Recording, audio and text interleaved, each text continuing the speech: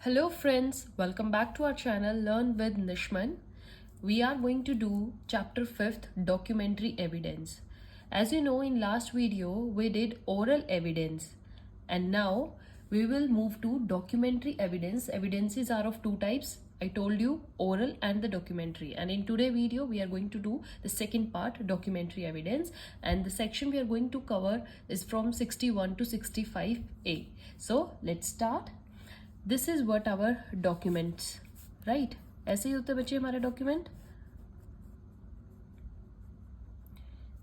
Okay. और document के देखिए दो पार्ट होते हैं, एक तो ओरिजिनल ही होता है ना। आपने देखा हो आपकी मार्कशीट्स होती हैं या आपने कोई फॉर्म फिल किया है, आपको कोई सर्टिफिकेट मिला है, ओरिजिनल। और जब आप उसकी फोटो कॉपी करवा लेते हो तो that is copy of the original one. So documents के जो ओरिजिनल पार्ट होता है उसको हम क्या बोलते हैं? Primary evidence,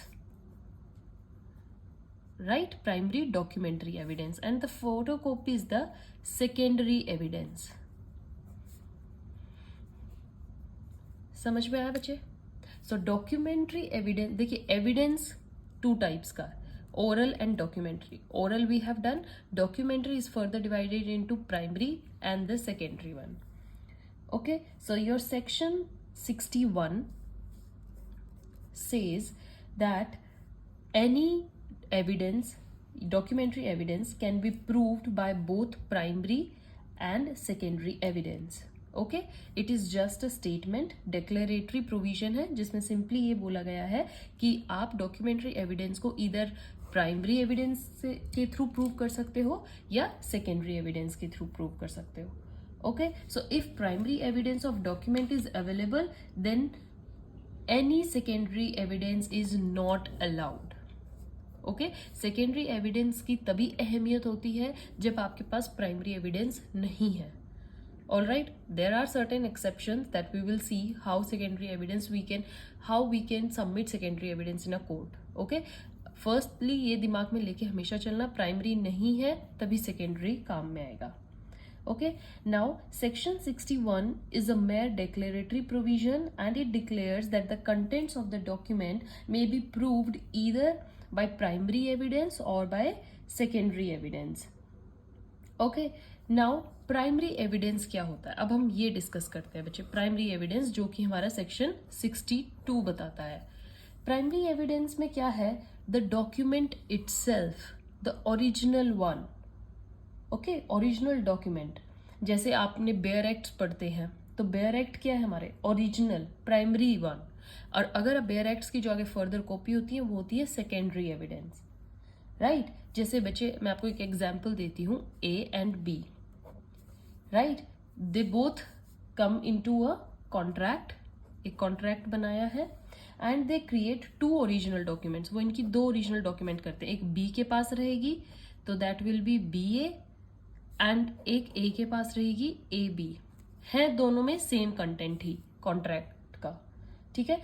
and now both signed, both documents are signed. इस पे भी ए एंड बी दोनों के साइन है और इस पे भी ए एंड बी दोनों के ही साइन है। तो अब बताइए क्या ये दोनों प्राइमरी कैटेगरी में आएंगे कि एक प्राइमरी में आएगा एक सेकेंडरी में आएगा? देखिए, both the contracts will be primary evidence, okay, because same original documents created more than one and signed both of them, so this is original, both are the original one. When more than one original is created, all of the document is primary evidence. आपने originally ही दो create करे हैं तो दोनों ही आपके primary में आएंगे। अगर आपने पहले एक बना दिया बाद में आप उसकी कॉपी कर रहे हैं कुछ टाइम बाद, that will be secondary one, but आप स्टार्टिंग में ही दो रख रहे हैं, सब ओरिजिनल में आएंगे, प्राइमरी में आएंगे। ओके, आप एक लैंडलॉर्ड एग्रीमेंट देखिए, लैंडलॉर्ड है वो अपना एग्रीमेंट बनाते हैं, ठीक है? कॉन्ट्रैक्ट में क्या है? A and the B. Okay, A ने बी से लिखवाया है और बी ने ए से लिखवाया है, सो काउंटर पार्ट है दोनों का। Same document is signed by single person and given to the other, ठीक है? ए ने अपना डॉक्यूमेंट काउंटर पार्ट साइन करके बी को दे दिया है और बी ने अपना डॉक्यूमेंट काउंटर पार्ट करके साइन करके ए को दे दिया है। सो बोथ पार्टीज ने साइन नहीं किया है, सिंगल पार्टी ने ही दोनों पे साइन किया, एक पे ए के साइन है और एक डॉक्यूमेंट पे बी के साइन है। तो अब बताइए कौन सा डॉक्यूमेंट प्राइमरी होगा और कौन सा सेकेंडरी। देखिए, such document is primary evidence against the party signing it. Okay, so document 1 जो है वो प्राइमरी एविडेंस अगेंस्ट ए होगा, मतलब जो बी ने ले लिया वो उसका प्रूफ है अगेंस्ट ए, तो it's a primary evidence against A. और जो डॉक्यूमेंट 2 होगा जिसमें बी ने साइन किए और वो ए ने ले लिया, वो ए का प्राइमरी डॉक्यूमेंट होगा, प्राइमरी एविडेंस होगा अगेंस्ट बी। समझ में आ रहा है बच्चे? So primary evidences against that party who has signed it will become the original one for that party, right बच्चे? समझ में आ रहा है? So if the document has to be proved against A by B, then B will produce that document which is signed by A, that is document 1. ठीक है, तो अगर B ने कोर्ट में A के अगेंस्ट कोई भी डॉक्यूमेंट प्रूव करवाना है तो वो डॉक्यूमेंट A देगी जिसमें A ने साइन किए हैं। In the case of counterpart documents, the documents executed by the opposite party will be considered to be primary evidence against the party who executed it. Thus, in a suit between A and B, if A has to prove primary evidence of document against B, then A will prove that document which is counterpart signed by B. That is document 2. This is 1, this is 2. समझ में आया example बच्चे? Now similarly अगर B को भी has to prove primary evidence against A, तो वो क्या करेंगे? He will prove that counterpart which is signed by A, that is document 1. Okay, so this is primary evidence. Primary evidence समझ में आया? ओरिजिनल डॉक्यूमेंट्स जब आप originally ही बनाते हैं, जो ओरिजिनल द डॉक्यूमेंट इटसेल्फ, आप उसकी चाहे कितनी ही कॉपीज बनाएं, वो सब क्या आएंगी आपकी प्राइमरी एविडेंस में।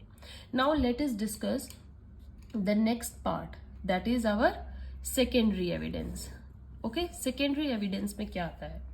वेरी इंपॉर्टेंट टॉपिक बच्चे, एक भी पार्ट मत छोड़ना है, कंटिन्यू देखिए। अगर कुछ भी बीच में स्किप हो गया तो आपका सारा फ्लो चला जाएगा। ओके, सो सेकेंडरी एविडेंस आपका कौन सा सेक्शन आएगा? 63। तो देखिए याद करने का कितना बढ़िया तरीका है। ए में डिवीजन बताया गया है 61 में, सेकेंड में प्राइमरी एविडेंस एंड नाउ 63 में सेकेंडरी एविडेंस, राइट? तो देखिए यहाँ पर भी हम एक एग्जाम्पल देके चलते हैं। ए एंड बी, ये डॉक्यूमेंट हमारा 1 है और ये डॉक्यूमेंट हमारा 2 है। इसमें ए के साइन है और इसमें बी के साइन है। It's the document against A to the B and it's the documents against B to A. Now A has to prove primary evidence against B, तो वो कौन सा होगा? Document 2। And if A has to prove secondary evidence against B के ही secondary evidence, तो वो अपना डॉक्यूमेंट दे देगा, that is document 1। So secondary क्या होता है? Party who did not sign it. ठीक है, इस पे ए के ही तो साइन है, बस बी के तो नहीं है। बट अगर ए के पास वो कॉन्ट्रैक्ट नहीं है या वो पार्ट नहीं है तो वो अपना ही दिखाएगा अगेंस्ट बी। ठीक है, अपना ही document. Now without signature of that person, this is your secondary one, and with the signature of that person, that is your primary one. समझ में आया? अगर हमें कॉन्ट्रैक्ट्स में, डॉक्यूमेंट्स में बाइफर्केशन करनी है तो आप साइन को एक मीडियम लेके चल सकते हैं कि ये प्राइमरी होगा कि ये सेकेंडरी होगा। So A has to prove if primary evidence against B, he will produce document 2, but suppose document 2 is destroyed. Now if court give permission for the secondary evidence, then what will he do? Court will issue summon to B and then document 1 will be proved as the secondary evidence. That's what your section 63 का 4th clause कहता है बच्चे। ठीक है, explanation में देखिए, 1 original document is there and 300 copies are to be done. So each of that 300 copies are created by one uniform command. ठीक है, एक कमांड जो आई उसी से ही 300 कॉपीज बनी है। Now each of the copy will be considered to be original evidence of each of such copy and each copy will be primary evidence of each copy. एक दूसरे के अगेंस्ट भी वो प्राइमरी एविडेंस ही रखेंगी। Y? Because originally एक document की काफी copies बना दी गई हैं, तो वो उस टाइम पर क्या होंगी? सब ओरिजिनल रहेंगी। ठीक है, but these copies will not be considered to be primary evidence of the original document. आपस में ये देखिए ओरिजिनल है, जैसे सपोज दिस कॉपी को केस चल रहा है तो इसके अगेंस्ट जो दूसरी कॉपी बनी वो इसके लिए क्या होगी, प्राइमरी। बट जो ये डॉक्यूमेंट है अगर आप इसके अगेंस्ट दिखाएंगे तो ये प्राइमरी रहेगा और इसकी कॉपी सेकेंडरी रहेगी। ठीक है, समझ में आया बच्चे? ईच कॉपी अपने दूसरे के लिए वो प्राइमरी है, but if compare to the original document then it will be secondary one, right. देखिए एग्जाम्पल देखिए, by chance if your teacher gave you evidence notes, ठीक है, टू बी जीरोक्स्ड, किनकी जीरोक्स करवा के आइए, 350 कॉपीज है इवनिंग बैच के लिए, लेटर 300 कॉपी फिर करवाई मॉर्निंग बैच के लिए। So these copies created in different batch will not be considered to be primary evidence of each other because not same uniform process। ऐसा नहीं हुआ है, मॉर्निंग वालों के लिए अलग से जीरोक्स हुई हैं, इवनिंग वालों के लिए अलग से हुई हैं। अगर इकट्ठी सारी होती तो ये एक दूसरे के खिलाफ प्राइमरी रहती, बट अभी एक दूसरे के लिए प्राइमरी नहीं है, ये भी सेकेंडरी हो गई हैं because same process is not followed. Example बच्चे बहुत अच्छे से समझने हैं, बिल्कुल भी आपने कंफ्यूज नहीं होना है। ओके, कोई भी एग्जाम्पल वो एग्जाम में दे देंगे, आपको पता करना पड़ेगा कि ये हमारा किस पार्ट का क्वेश्चन है और ये किस में जाएगा, सेकेंडरी में जाएगा या प्राइमरी में जाएगा। ओके, अब आ जाते हैं बच्चे 63 का, we discuss this clause 4। Clause 2 क्या बात करता है 63 का clause 2, photo copies. Okay, photo copies में क्या बात होती है, for example this is your original document, right, you can say document 1, right. अब इसका क्या हुआ है, इसकी 2 कॉपीज बनी है, सेकेंडरी एविडेंस क्योंकि वो कॉपीज हैं, ठीक है, कॉपी 1 कॉपी 2। बट ये कॉपी 1 और कॉपी 2 आपस में क्या है, प्राइमरी एविडेंस, एक दूसरे का ये प्राइमरी एविडेंस है, बट अगर हम इसको ओरिजिनल से देखेंगे तो सेकेंडरी एविडेंस। ये यहाँ पे भी यही बात समझाई थी मैंने, ठीक है। और अब क्या करना है बच्चे, यहां पर इनसे अलग एक और फोटोकॉपी करवाई गई है इसी की, ठीक है, ये आपकी मान के चलिए कॉपी 3 है। तो जो ये कॉपी 3 है जो बाद में करवाई गई है, this is not from the same uniform process. समझ में आया बच्चे? सो प्राइमरी होता है with each other and secondary होता है विद द ओरिजिनल। कंपैरिजन अगर ईच अदर से होगा तो प्राइमरी, अगर ओरिजिनल से होगा तो सेकेंडरी, ठीक है। But provided this is created through same process, जैसे ये अलग से क्रिएट हुई है तो ये हमारी सेकेंडरी एविडेंस में नहीं आएगी, it will be different one, same process की बात नहीं होगी। So it is not prove that it is taken from the document 1, original 1 से ये प्रूव नहीं हुआ कि वही ली गई है। देखिए ये तो प्रूव है कि इसी की कॉपीज है, बट ये प्रूव नहीं है कि इसकी है ये इनकी है। सो comparing with the copies 2 and 3 it is find that 4 is same with 2 and 3, 2 and 3 से ये सेम लगती है, then 4 is secondary evidence of 1। अब मान लिया जाएगा कि ये 1 की secondary evidence ही है अगर ये इनसे मैच हो जाती है तो। So what it says that in case of photocopying etc, those photocopies which have proved to have been created from the original one will be considered to be secondary evidence of that original one। However, if any other copy which is there from before or after and which have not been proved to be taken from the original one, जैसे ये 4th ये copy थी बच्चे, ठीक है, so which is not then taking it is taken from the original will not be considered to be secondary evidence, इसको हम secondary evidence नहीं लेंगे।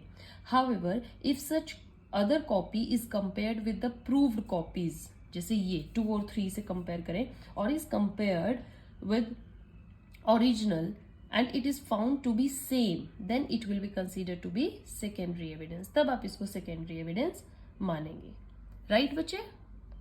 अब आ जाते हैं बच्चे हम 63 के close 3 which talks about transcripts।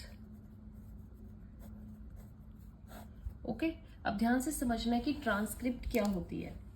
For example क्या बच्चे, एक आपकी हैंड रिटन बुक थी कोई भी, आपने उसमें से कॉपीज बनाई हैं, राइट। कॉपी जो ये वाली है copy made from original and it is copies compared with the original. Okay, यहां पर ये कॉपीज है कंपेयर्ड विद ओरिजिनल। अब आप देखिएगा क्या, if they are made from original, तो ये हमारी क्या कहलाती हैं, ट्रांसक्रिप्ट। ठीक है, writing from watching the original document, by chance ये आपका ओरिजिनल डॉक्यूमेंट है, इसको देखकर जो कॉपी बनाई गई वो हमारी ट्रांसक्रिप्ट कहलाती है। So copies which are made from the original in the form of transcript, that is by looking upon the original a handwritten copy is made, that handwritten copy is called the transcript। ये handwritten है and it will be secondary evidence of the original one। Okay, समझ में आया बच्चे। अब आपका ऐसे ही section एक 76 है, अब उसमें देखिएगा सेल डीड, रजिस्टर्ड या जजमेंट्स, ठीक है, पब्लिक डॉक्यूमेंट्स की बात हो रही है। ठीक है, if copy of sale deed required, photocopy of the original sale deed and comparison with the original किया गया, every page, stamp, signature, last page पर सील चेक की गई, ठीक है, declaration, it is true copy of the original. अगर वो original की ट्रू कॉपी होगी तो आप उसको क्या बोल देंगे, सर्टिफाइड कॉपी। तो 76 आपका सर्टिफाइड कॉपी की बात करता है, राइट बच्चे। Now come to the clause 5th। 63 clause 5th क्या कहता है, oral account of the content of original document. Oral account, this is not oral evidence, ये ध्यान में रखिएगा, because section 63 clause 5th deals with the secondary documentary evidences. ठीक है, हम सेकेंडरी डॉक्यूमेंट्री एविडेंस की बात कर रहे हैं। फॉर एग्जाम्पल ये आपका एक डॉक्यूमेंट है, ठीक है, A read this document, now party who wants to prove that document, जिस भी पार्टी को बाय चांस बी को इस डॉक्यूमेंट को प्रूव करवाना है, they will bring A not as oral evidence, but A will state the accounts या describe that document himself. A court में उसको बताएगा, ये ओरल नहीं होगा बच्चे, क्योंकि वो यहाँ पर ओरल अकाउंट दे रहा है कि उस डॉक्यूमेंट में क्या क्या है।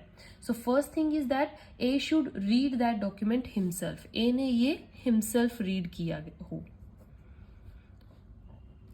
And the next one is A will have to himself appear in and give evidence, no other option he have, himself read and himself appear। तभी इन दो कंडीशंस पे A को हम क्या मानेंगे, ओरल अकाउंट। ठीक है, अब क्या हुआ है, अब मान के चलिए A एंड B है, इनके बीच में एग्रीमेंट हुआ है, एग्रीमेंट है, ये डॉक्यूमेंट्स लिखे गए। Now original copy, photocopy, certified copy, सब destroy, everything is destroyed। Now if there is a person who read that account under section 65, अगर किसी ने 65 में उस सेक्शन को रीड ही किया होगा, राइट, तब वो उसकी स्टेटमेंट देगा और जो वो बात कहेगा उसको हम क्या बोलेंगे, oral account. It will not hit by section 91। समझ में आया बच्चे। सो oral accounts under section 63 close 5 is not oral evidence. There should be a person who has read the document himself. He shall appear in the court personally and shall state orally as to whatever the contents of the documents he had read personally. It is essential that he shall stand in the court and give statement. Alright, it is not permissible under section 63 clause 5 that he shall submit a recorded statement of his account. It is also essential that it shall be proved that he had actually read that contents of the documents. उसने actually में पढ़े हैं वो documents। ठीक है बच्चे। And now how to prove that he had read documents? वो इसको कैसे prove करेगा? Firstly, witness of the document attested the document, right? And the next thing is registrar who register sale deed. They have duty to read the document. So one thing is witness and the second one is the registrar. So section 63 clause 5, even though it relates to oral accounts, is not oral evidence, rather still is a oral account, that is secondary documentary evidence regarding the contents of the document, and therefore prohibition of section 91 will not apply. Right बच्चे, section 91 prohibits करते हैं oral evidence, and oral accounts under section 63 close 5 is not an oral evidence, तो ये है ही नहीं, तो ये भी हमारा 91 से हिट नहीं करेगा. सो 62 में क्या था बच्चे, it was a definition is mayor exhaustive, वो सिर्फ बता रहे थे 62 में, right, that was documentary evidence का हमने प्राइमरी एविडेंस पढ़ा था. ओके, नाउ 63 में क्या है, means and includes, definition is inclusive, आपने पढ़ा हो तो 63 is inclusive definition. Therefore, certain other evidences may also come in the category of secondary evidence. जिसे आपने section 22 is also example of secondary evidence. 65 also have the examples of secondary evidence, right? जैसे A and B है, इनका ये document है. So regarding this document, B has written a letter to A. Right, इसी documents के लिए B ने कोई लेटर ए को लिखा था and admitted the contents of that document, so this letter will become secondary evidence. तो इसलिए सेकेंडरी एविडेंस में हम बहुत कुछ इंक्लूड कर सकते हैं, बट जो हमने डेफिनेशन 62 में प्राइमरी एविडेंस की पढ़ी वो एग्जॉस्टिव है, जो है वही है, राइट. सो एक बहुत वॉल्यूमिनस डॉक्यूमेंट है, बहुत भारी डॉक्यूमेंट है, बहुत पेजेस हैं, समरी उसका क्या बन जाएगी, सेकेंडरी एविडेंस. ये बहुत बेस्ट दिया गया है. There are so many examples in your section 63, you can read them, like photographer, right, if you have a photograph then that is Aadhaar card पे की, तो वो ओरिजिनल है, even though not compared with the original, still photograph is secondary evidence. Okay, अब आपके पास एक photocopy है, ओरिजिनल की photocopy, another document if compared with the photocopy, अगर वो सेम मिलते हैं तो it will become secondary evidence, है ना बच्चे. सो many examples. If oral account is given only, so oral account under section 63 clause 5 is permissible only if the person giving the oral accounts had actually read the original documents. Okay, so this what your section 63 is all about. Now section 64 is rule of best evidence. Okay, we will read this. Section 64, rule of best evidence. That is your homework. Okay, you have to read it your own. If you get any problem then comment below, मैं आपको 64 अच्छे से समझाऊंगी, ठीक है बच्चे. Now come to very important section, section 65. Very important. Whatever this section says, when will secondary evidences be allowed? Okay, secondary evidences को हम कब अलाउ करते हैं, कोर्ट में कब ये माना जाएगा कि there yes now you can give secondary evidence. तो देखिए सेकेंडरी एविडेंस में हमने क्या क्या इंक्लूड किया था, any copy, photocopy, overall accounts, oral accounts, carbon copies, counterparts, letter of admission as to the content, summary, ये मैंने आपको एग्जाम्पल्स बताए हैं. So when original document is destroyed, lost, और original document is with opposite party और person in abroad where he can not be summoned, so these are the cases जहां पर हम सेकेंडरी एविडेंस दे सकते हैं. ओके, व्हाट, डॉक्यूमेंट अगर lost हो जाए, original document is with the opposite party,